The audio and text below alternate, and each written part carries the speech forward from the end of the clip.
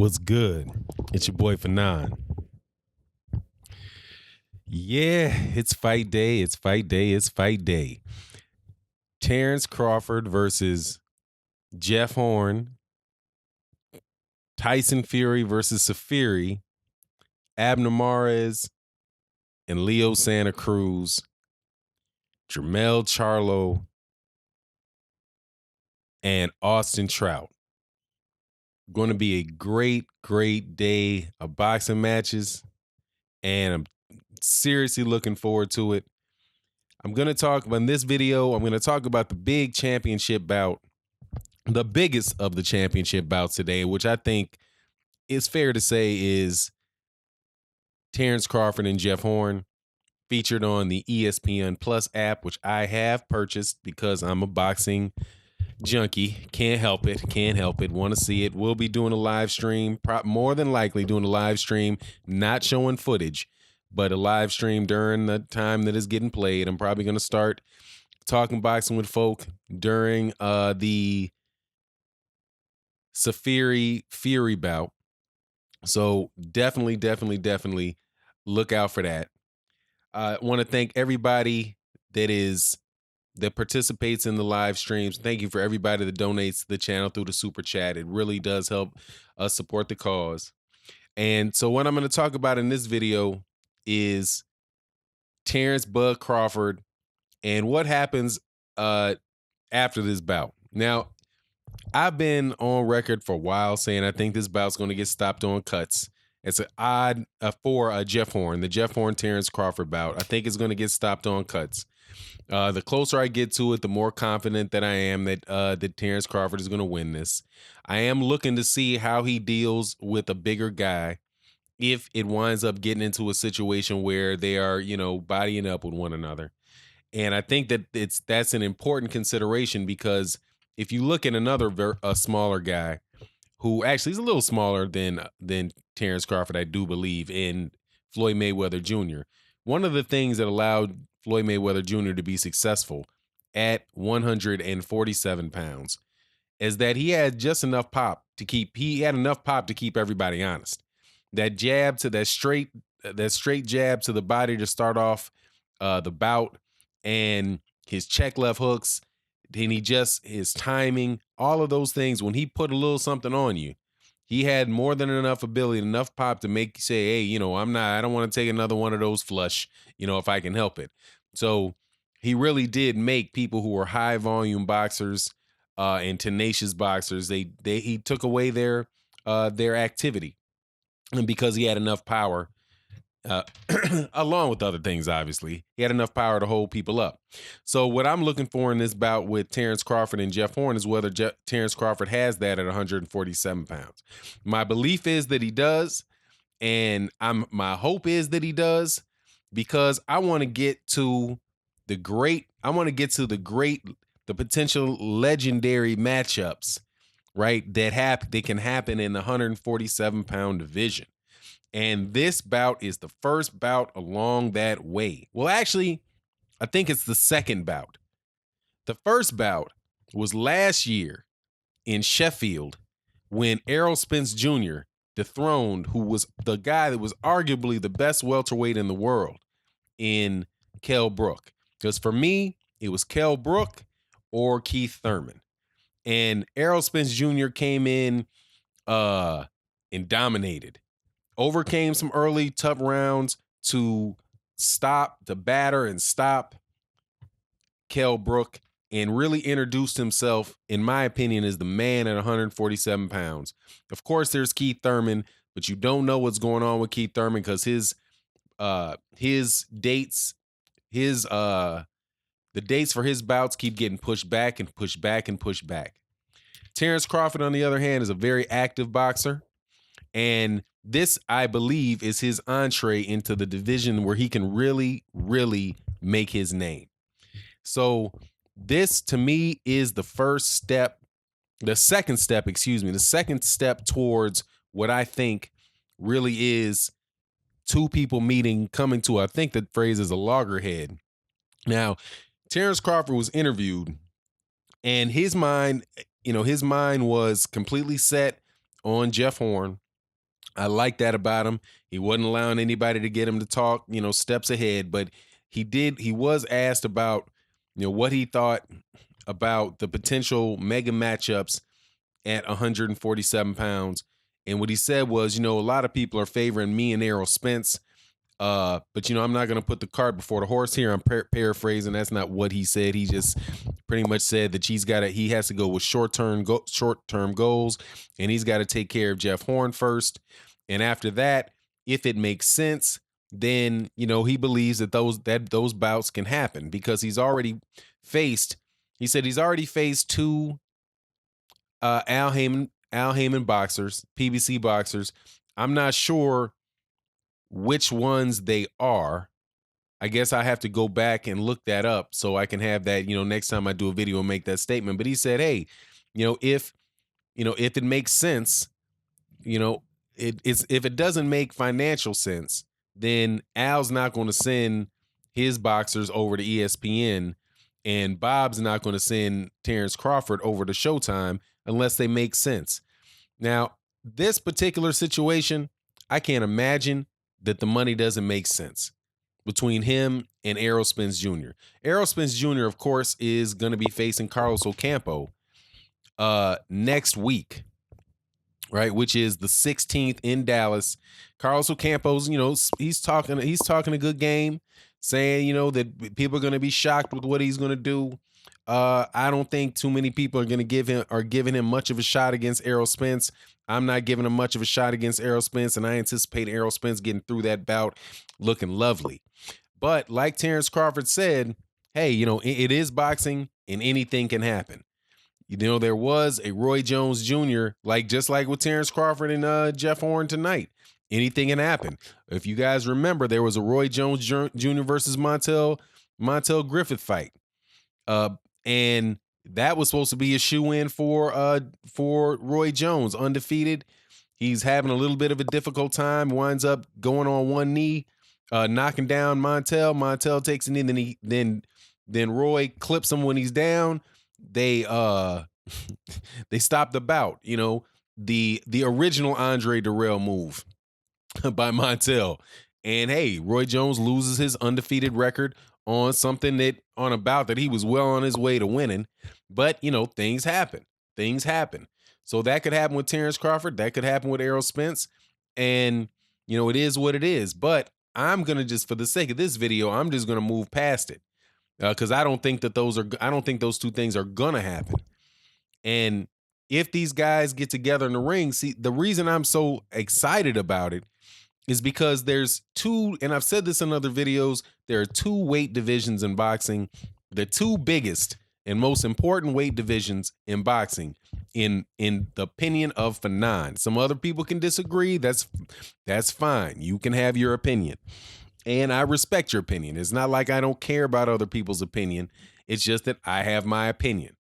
And my opinion is that the two best weight classes in boxing are the heavyweight division, number 1, and the welterweight division, number 2. Heavyweight, number 1, welterweight, number 2. And it just so happens that we are at a time in boxing where the two biggest bouts in boxing are at heavyweight and at welterweight. You have and at heavyweight, you have a series of about four good boxers.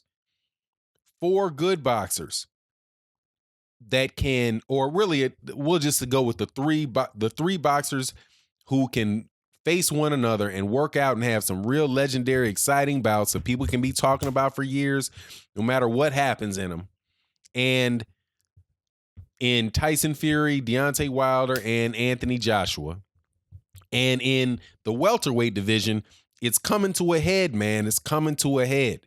You have Errol Spence Jr. After tonight, more than likely Terence Crawford. And I'm going to give this man his respect, although even though it's tough. You have Keith Thurman. Keith Thurman did have 2 belts. If he's injured, hey man, the dude's injured. God, it's so hard for me to go with that, man. But he did relinquish his belts, and now if he gave up his other belt, if he gave up the WBA belt and let people get in and contest for that, I'd be okay with that too. And he can just build it from the ground up, just like Tyson Fury is. Tyson Fury is in a situation in heavyweight where I'm giving Tyson Fury full credit for him being where he was, and I'm excited to see that about this evening as well. But you have three guys that could do a round robin along with the other guys in the welterweight division, like maybe a Danny Garcia, because I think Danny Garcia against Terence Crawford, that's the bout that I want to see for Terence Crawford next. I'm just being flat with you. I really would like if Keith Thurman could come back and Errol Spence could get Keith Thurman first. If Danny Garcia gets past Sean Porter, and I believe he's going to get past Sean Porter. I think he's going to get past Sean Porter. I think that Danny Garcia is actually an underrated boxer right about now. He's done a good amount he's had some boxing matches where, he had an easier route. He had a couple bouts where I thought that I didn't think he won, but he got the decision. But he's always, to his credit, he's always fought. He's always got in there with top-notch. Well, he's been in there with top-notch competition. Yes, I think that I can see why people would have thought that he lost to Mauricio Herrera. And yes, I thought that Lamont Peterson won that bout. But the interesting thing for me and Danny Garcia and Terence Crawford is because I think Danny Garcia is a smart boxer. I think that it would be a really big bout, like a lot of really good conversations about it. I'm not talking about the money involved in it, right? Not that, Danny Garcia is going to make a lot of money and Terence Crawford is going to make a lot of money because, neither one of them are paying my bills. So, I'll talk about the business side of it when people make arguments for reasons, justifying a reason a bout shouldn't happen. However, in talking about why a boxing match should happen, I'm not going to bring in how much money somebody's making. That to me doesn't make sense. I'm a boxing fan, and I'm not a boxer, right? I'm in this scenario, and even if you're a boxer and you are a boxer, an amateur boxer or a former professional boxer, when you are watching a boxing match between two active boxers, you are a boxing fan and you are paying to see that. So the question should never be, in my opinion, and this is a message to, and I'll get into this to the Anthony Joshua crew, the Anthony Joshua casual crew. You are not a boxer. You're not getting that money. You're paying you're paying to see that bout. And so the equation that you should be, it's most logical, in my opinion, for you to be focused on is what bout do you want to pay for? Not what bout do the boxers make the most money in. That's a sucker move. That has always seemed to me to be a sucker move, like a Floyd Mayweather Jr., little bit of a sucker move, because he pulls you in to talking about how much money he's making, and that's his own business. That's his own business. That's what he gets. That's not what you get. You're paying. That's like somebody and it is a luxury. People sell that line too. Like, oh, I got a whatever. I don't know how much a Bugatti costs. $1 million. I'm sure they got $1 million Bugatti. They got some kind of $1 million car. Well, yeah, I got $1 million car. When do you drive that car? Oh, well, not really, not very often. It's actually really difficult to drive. It's actually real difficult to drive. Every time I pull up to the corner and I hit the gas, I feel like I'm about to run over the top of another car because, it's basically an airplane on wheels. Very impractical, not very comfortable. The engine's loud. It only seats two people. For the most part, I'm in my Range Rover or something like that, Oh, but yeah, kudos to you for paying all that money for a car you drive once a year. Anyway, so that's the logic for me where people start talking about, how much boxers get paid as if you're getting a cut of that. Now, but as far as that being a big bout with Danny Garcia and Terence Crawford, I think it's big because I think it'll bring a lot of excitement, right? I think they both were, basically were in control of the 140-pound division before moving up. When Terence Crawford was at 135, Danny Garcia for a large amount of that time was the man at 140 pounds. Was beating the Zab Judas, beating the Lucas Matisse. I think Lamont Peterson might have been in the catch weight, right? Just really doing a job, beating Amir Khan, right? Beating guys that were tough competition at 140 pounds. I know Zab was a little bit older along the way, but in seeing these boxers meet up, I would love to see that path. So that's why I'm saying I know I'm looking past this bout, but I can't help it. I can't help it, especially when you juxtapose this or compare it against what's going on in the heavyweight division. Right now, with Keith Thurman not really being the at the top of the division, there's no prima donna. There's no prima donna and definitely no prima donna promoter running the division. Because right now, the heavyweight division has a prima donna promoter. A prima donna promoter that wants to hold up the division and thinks it's basically his personal bank account. And doing crazy things like having a boxer duck two people at the same time. I think Eddie Hearn pulled off the first double duck. I think he pulled off the first double duck that I can think of, where when he had two mandatories. Dillian White has two mandatories, or two has been, or not mandatories, has been ordered by two different organizations to face two different people in the rankings to get a title shot. And he ducks both of them. He ducked Pulev and he ducked Ortiz to face Joseph Parker. He's willing to give up two of his positions with the sanctioning bodies in order to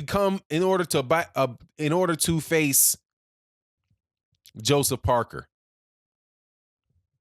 And to do it in the UK, because if he would have gotten beaten if he would have faced Ortiz. He just would have got beaten. Pulev, he maybe could have won, but he would have had to do it in Bulgaria, right? So the double duck, pulls a double duck.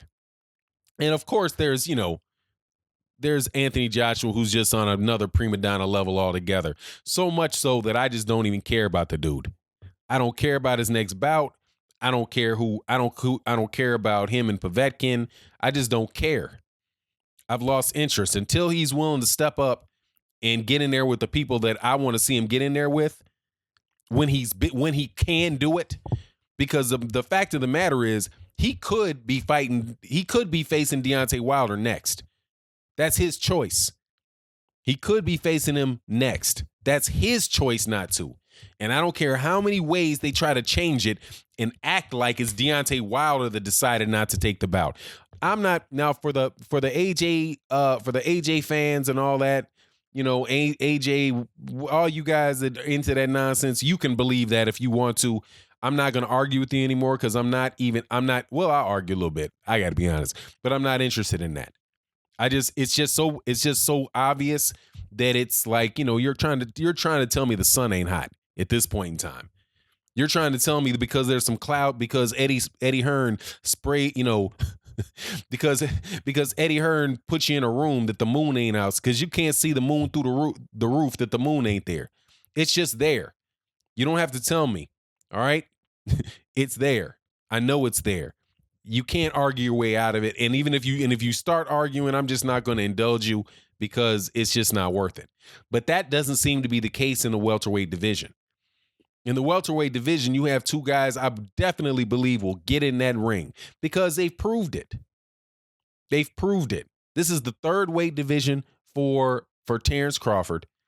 If Terence Crawford wasn't really about it, Terence Crawford could be sitting up there at 140 pounds and not have moved up.